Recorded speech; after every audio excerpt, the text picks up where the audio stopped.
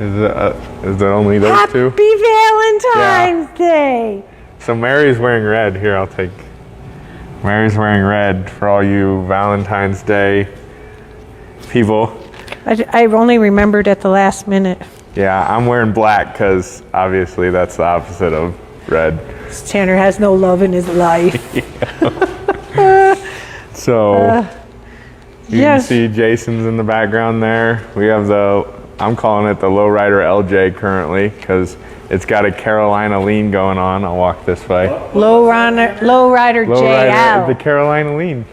Lowrider. Did I say JK? You said LJ. Oh, yeah. No. Yeah. So Carolina I think we're going to keep it this way. Just no up travel, all down travel. That's how everyone else does it, right? Maybe we can add hydraulics and then we can yeah, there we go. We just have too much fun when Tanner's around. Don't trip over that spring. Trip over a leaf spring. Yeah. Yeah. So last week was talking about fenders, and we had some questions, and so we're going to answer those questions. Maybe not. Who knows? Maybe we'll get more. Yep. Okay, I'm going to hand it back to Mary. You go over there and talk about those questions. Yep. Let's go. Hi. Got it, Jason, you got that? Alrighty. Thank you. Can you see me? Not see me? I can see you now. Okay. So essentially the first question last week, which I might have to run up and remember one of them, was how much do they weigh?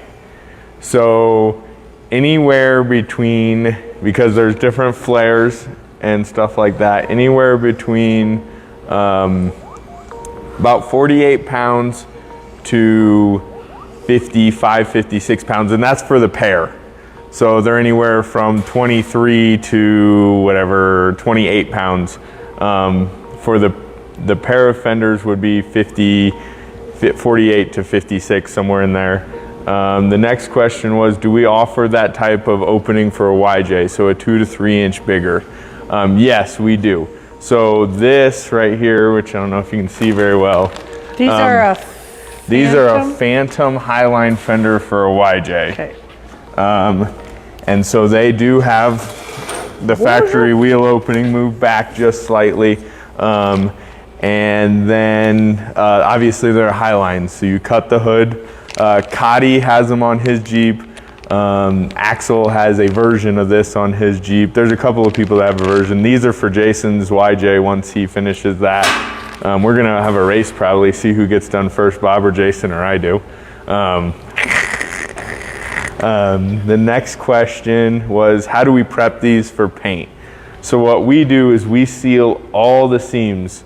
So some guys do a seal coat, then they use a sandable body filler or sealer that you put through all the seams through here. Yeah, Steve Winchell's just on got the filled. Inside and outside. Yes. Yeah, Steve's just got filled. His is going to be powder coat, so that was something that can go in the oven. Like Metal Lab, but it wasn't that brand. Yep.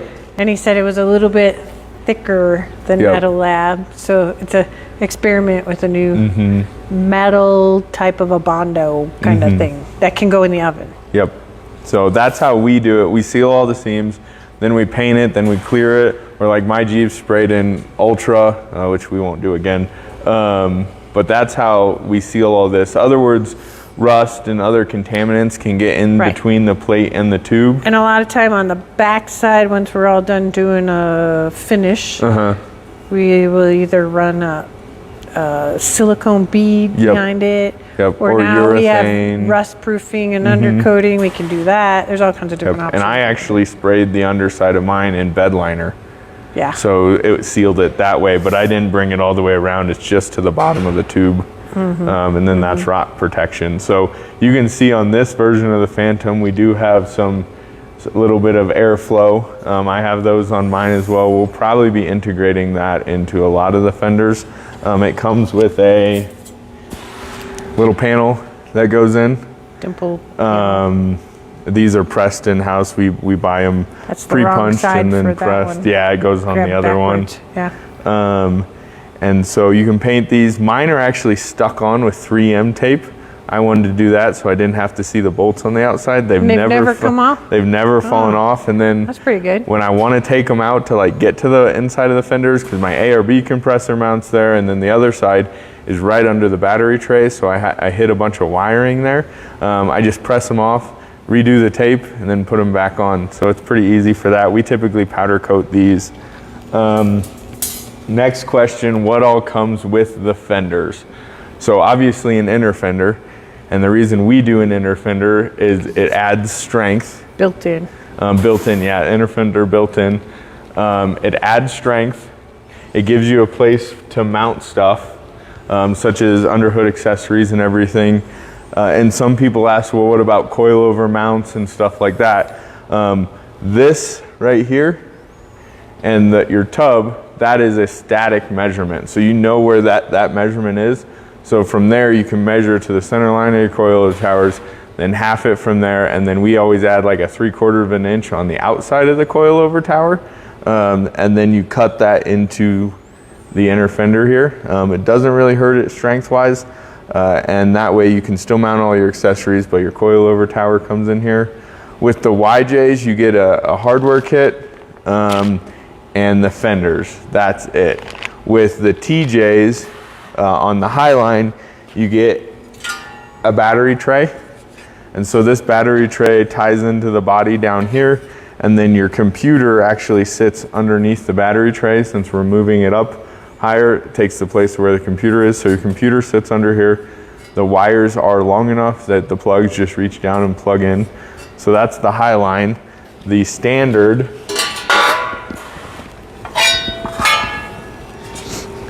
gets a battery tray and a package tray for the other side, and that bolt pattern is for an ARB, so you can mount an ARB on this package tray.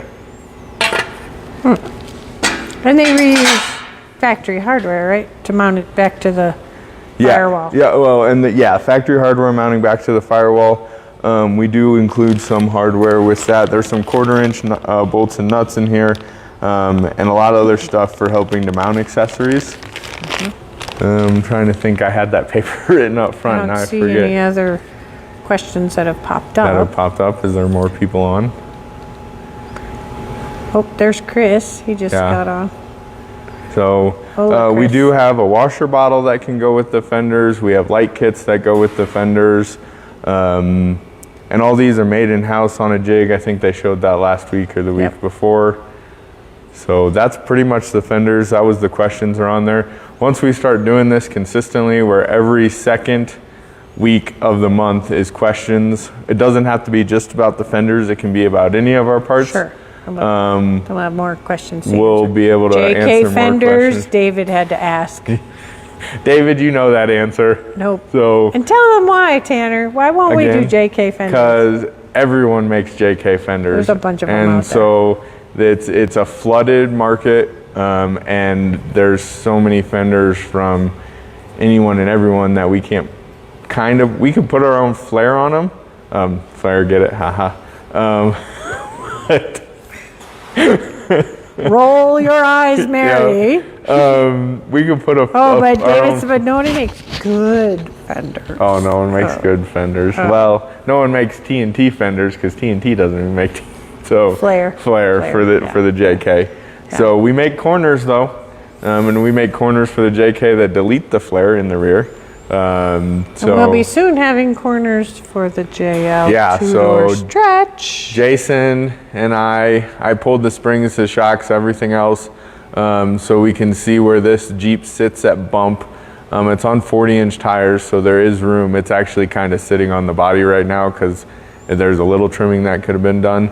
But if we walk over here, a 6-inch stretch on a JL is pretty much at the back of the body.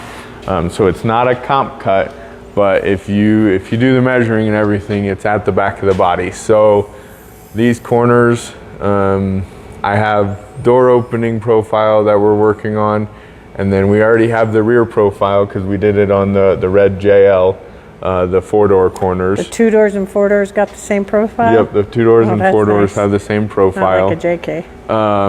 And so this kit will have an offering for a bumper as well.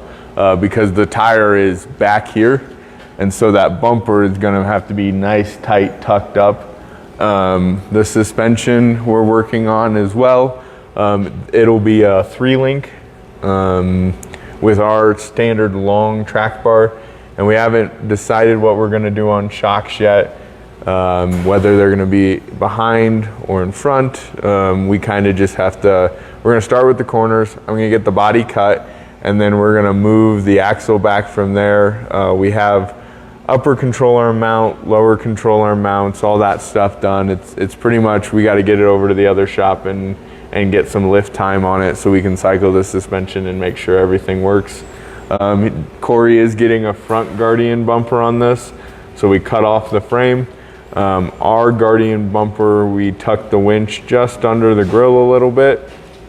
Others on the market don't do that. They claim they have the best ground clearance and approach angle, but I've taken measurements, so they don't. How rusty is this? Ish. It's not too, the body is not, but the underside, Corey has used and abused this one. Yeah, he obviously knows it. So, oh yeah, Corey definitely wheels it. So this was not a Rubicon, it's a manual, but he replaced the front with an Ultimate Dana 44, and it looks like he has ripped one of those mounts off, so he's welded that back on. Well, they'll have to tune in next week and see how far you get on that. Yep. So is anyone else on, or any other questions? No questions. So No. I think we can wrap her up. Yep. All right, sounds good. That was today's TNT Tuesday. What are we supposed to say? Like, subscribe, all that stuff. And we'll see you next week.